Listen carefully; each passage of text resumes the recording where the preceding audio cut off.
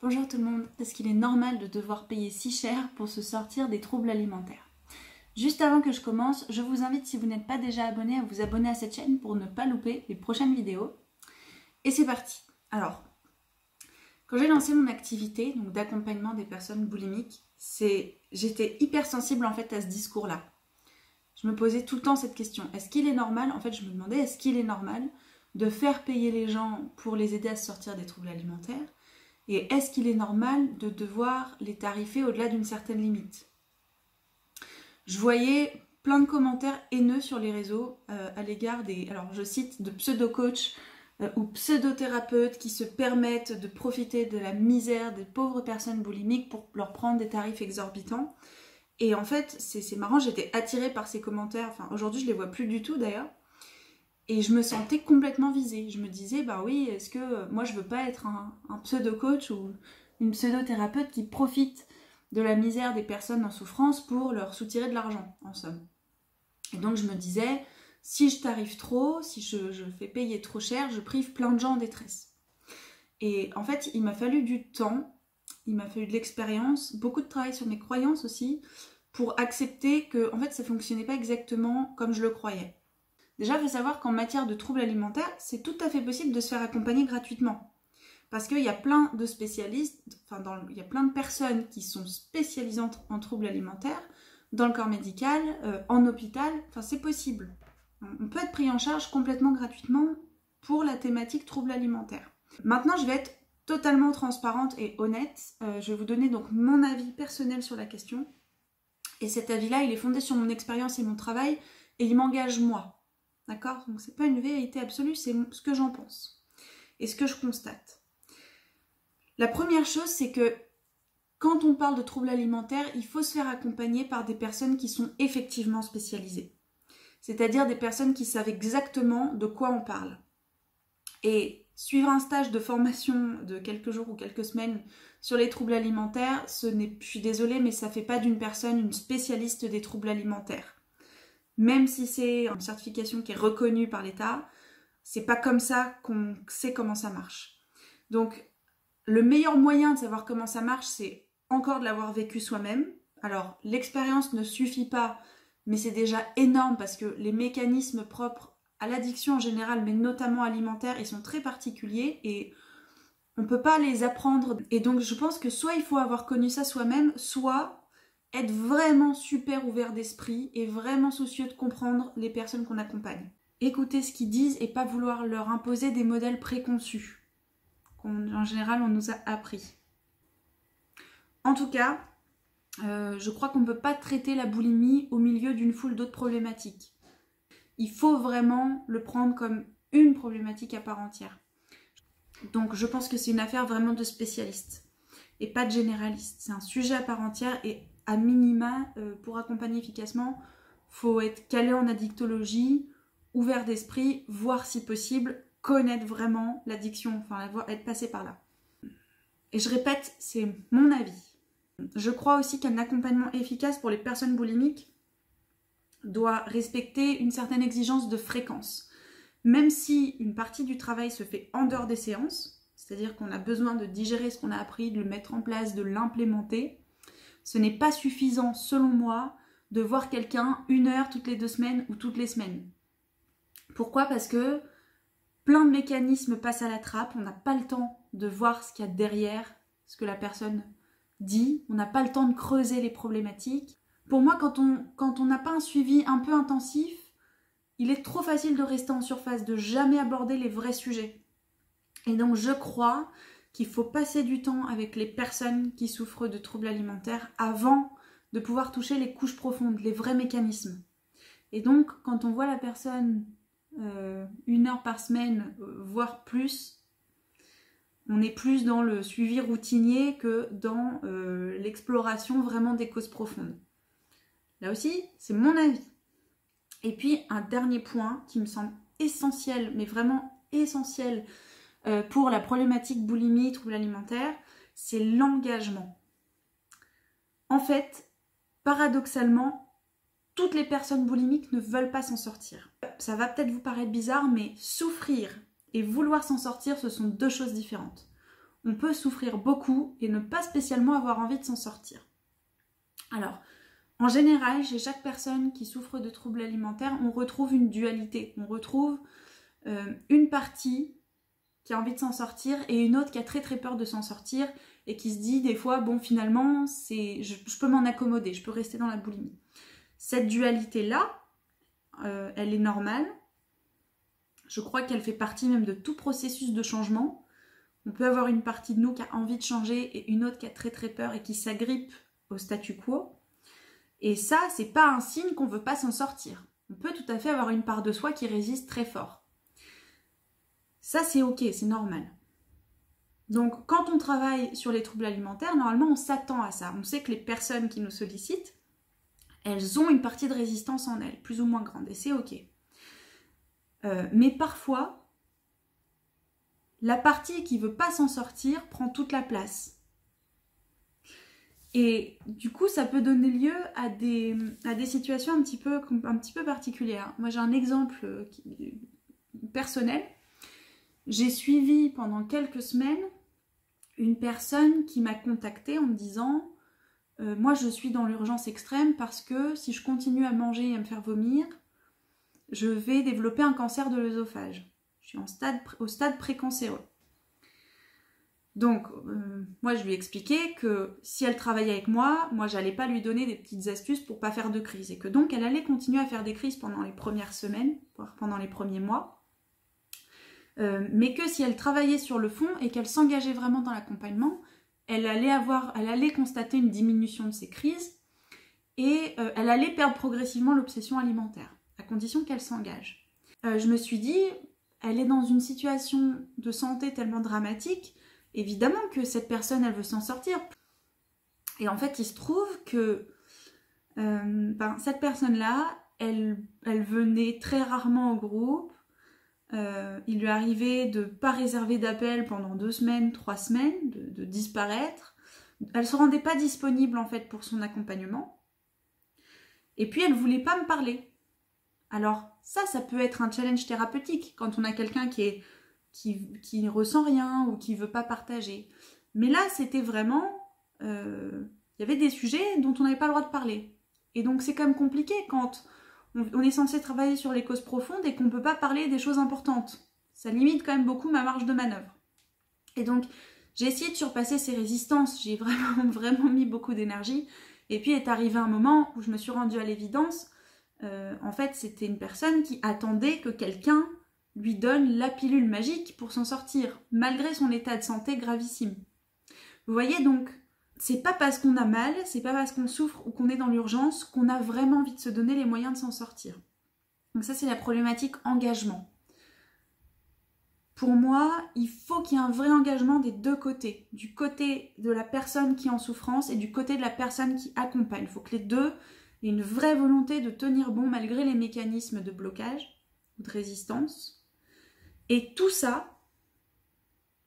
le fait de connaître son sujet, d'être très spécialisé, de toujours se former sur les meilleurs moyens d'aider ces personnes-là.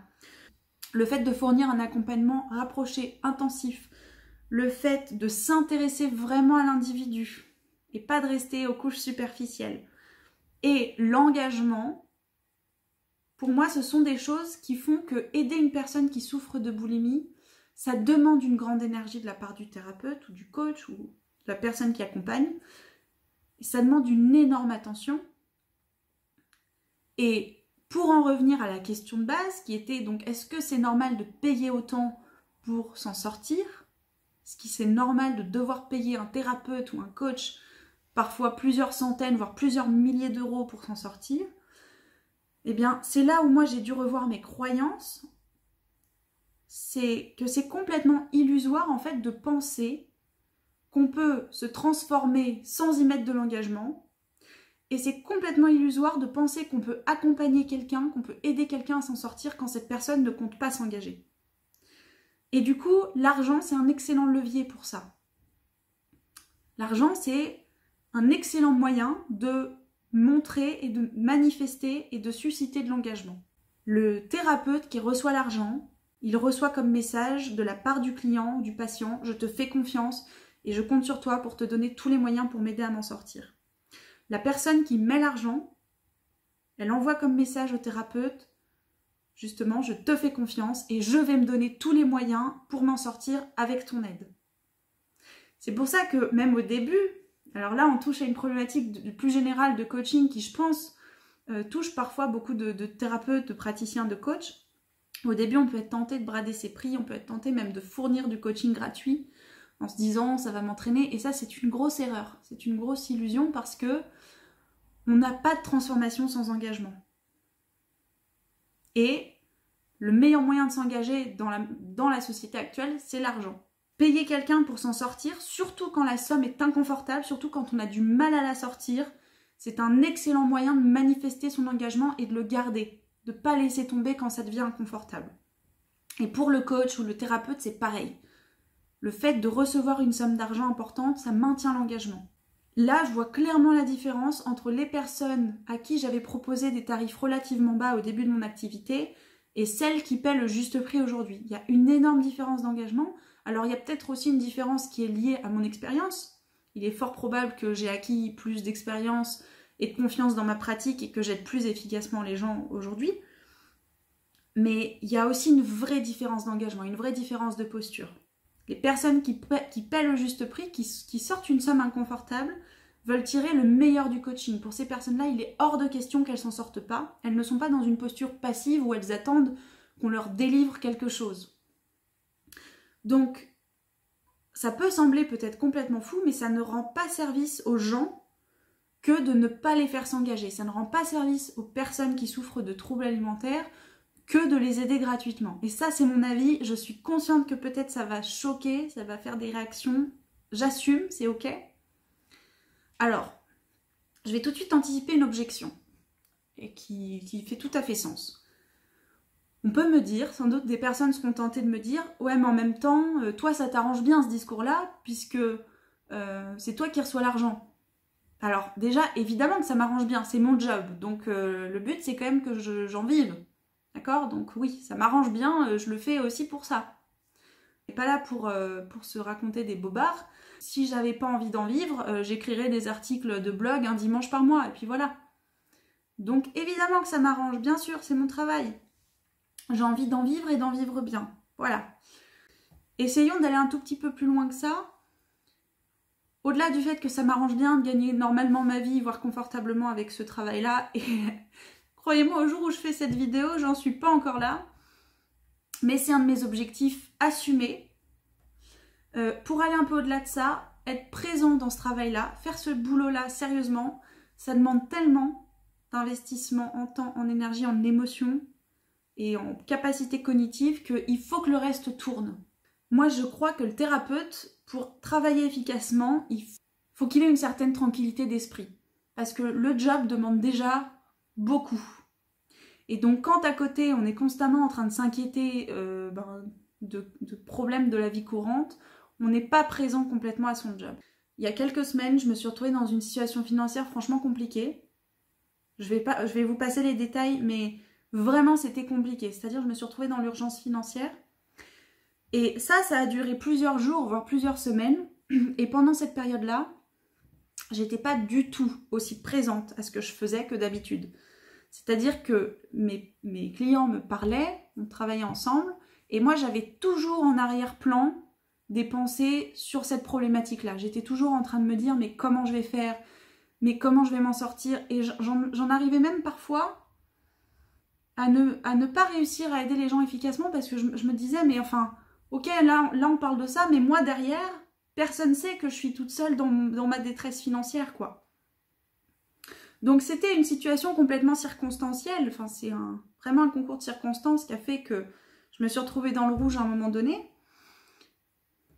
Mais clairement, j'étais pas aussi disponible à ce que je faisais que quand je sais que ça tourne, quand je sais que ça roule, quand je sais que je vais pouvoir payer mes factures, que j'ai de l'argent qui rentre régulièrement.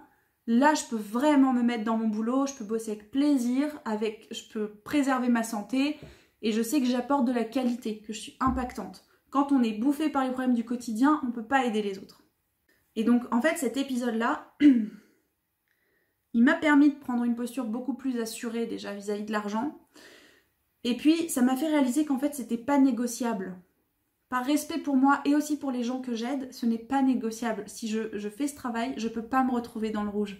Je ne peux pas être là en train de compter les centimes ou de rester préoccupée par des problématiques financières. Donc, tout ça pour dire, pour résumer, que si vous trouvez ça scandaleux de payer pour vous sortir des troubles alimentaires, si vous êtes en France, vous avez la possibilité de vous faire prendre en charge tout à fait gratuitement. Dans les autres pays francophones, je ne sais pas comment ça fonctionne, mais en France, vous pouvez vous adresser au corps médical et vous faire accompagner par des structures dans lesquelles tout est remboursé. Vous pouvez, même en ne déboursant pas un centime, tomber sur des gens très passionnés qui connaissent tout à fait leur sujet et qui veulent vraiment vous aider. Je doute pas qu'il y a sans doute des gens qui sont sortis comme ça, mais je crois que de toute façon, d'une manière ou d'une autre, il faut s'engager quand on veut changer, quand on veut s'en sortir. Il faut accepter de se remettre en question et que la transaction financière, c'est un signe très puissant d'engagement. Quand je vois tout ce qu'il y a derrière, en coulisses, tout ce qu'il y a derrière chaque personne que je vais accompagner, je me dis, oui, c'est normal. Clairement, c'est normal que je me fasse bien payer pour ça. Maintenant, c'est un choix personnel. Mais les gens qui crient au scandale, qui ne trouvent pas ça normal, que des thérapeutes ou des coachs facturent pour une prestation comme ça, sont libres de se tourner vers les solutions gratuites. Donc après, voilà, moi j'en dors très bien la nuit, je suis tout à fait OK avec les prix que je propose aujourd'hui. Clairement, ils ont vocation à augmenter encore dans les mois qui viennent, c'est sûr. À mesure que je gagne en expertise, ça c'est clair.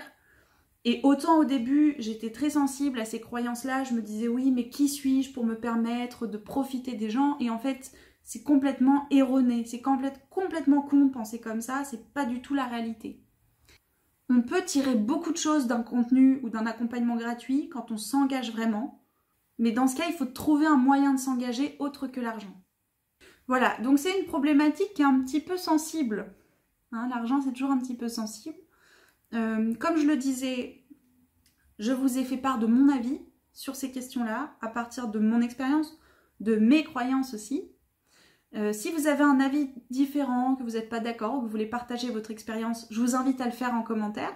Voilà, une dernière chose, je partage l'essentiel de mes contenus à mes abonnés mail. C'est vraiment par mail que je partage le plus de valeur à mes abonnés. J'en envoie plusieurs par semaine. Dans ces mails, je parle de choses dont je parle souvent pas ailleurs. Hein, donc je parle plus de mon expérience personnelle, je partage des cas concrets. Il y a vraiment du contenu exclusif que vous ne retrouverez pas ailleurs. Gratuit, sans engagement, vous pouvez vous désabonner à tout moment. Je vous invite à cliquer tout de suite sur le lien qui se trouve en description de la vidéo et à rejoindre la liste des abonnés mail. Voilà, je vous souhaite une excellente journée ou une excellente soirée et je vous dis à bientôt.